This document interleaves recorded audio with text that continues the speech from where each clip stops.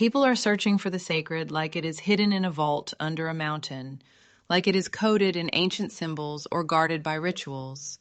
But what if the sacred secret is not locked away at all? What if it is atmospheric, diffused, suspended everywhere like humidity in the morning air? And the reason we miss it is precisely because it is not an object, but a condition. Think about the word mystery and listen to how it feels. Like mist, something that surrounds you, enters you, moves between you and everything else, invisible until the light hits it just right, and then suddenly the whole field shimmers. Mist is simply water, dispersed so finely you cannot grasp it, yet you breathe it, you walk through it. It softens the world and blurs hard edges. And that is how the sacred behaves, not as a thing, but as a presence, not as a statue, but as an atmosphere. And then consider sugar, sucre, those linguistic cousins of sacred and secret, because sugar dissolves into water and vanishes from sight, yet its sweetness remains. You cannot see it, but you know it is there. Through experience, through taste, through the subtle shift in the whole. How do you know there is sugar in water? Not by sight, not by sound, but by direct participation. And how do you know the air after rain carries something special? That sweetness, that softness, that charged clarity. You do not see the molecules.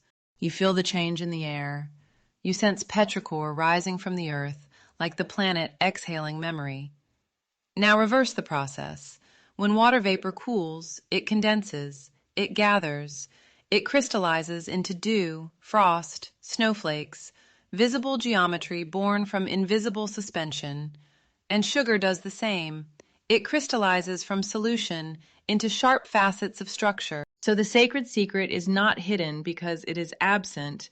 It is hidden because it is dissolved, because it is too evenly distributed, because it is the medium itself. We are inside it the way fish are inside water, the way lungs are inside air, the way thoughts are inside awareness. And when conditions shift, when attention cools the mind just enough, that vapor condenses into insight, into a crystalline moment where everything feels luminous and interconnected. But the crystal is only a temporary gathering of what was always there. Mist, breath, vapor, humidity. These are not metaphors only.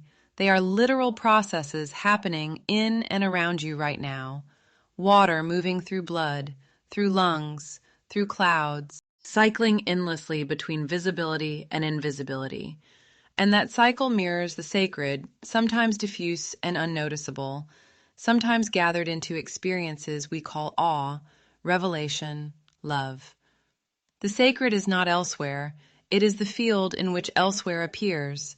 It is the sweetness dissolved into the water of existence, the subtle charge in the air between people, the invisible exchange happening with every breath you take. You inhale molecules that were once part of ancient oceans and exhale them into someone else's tomorrow. You stand in morning mist and feel something quiet and immense without needing to name it, because naming tends to crystallize too quickly, and the sacred prefers diffusion. Mystery is not the absence of knowledge.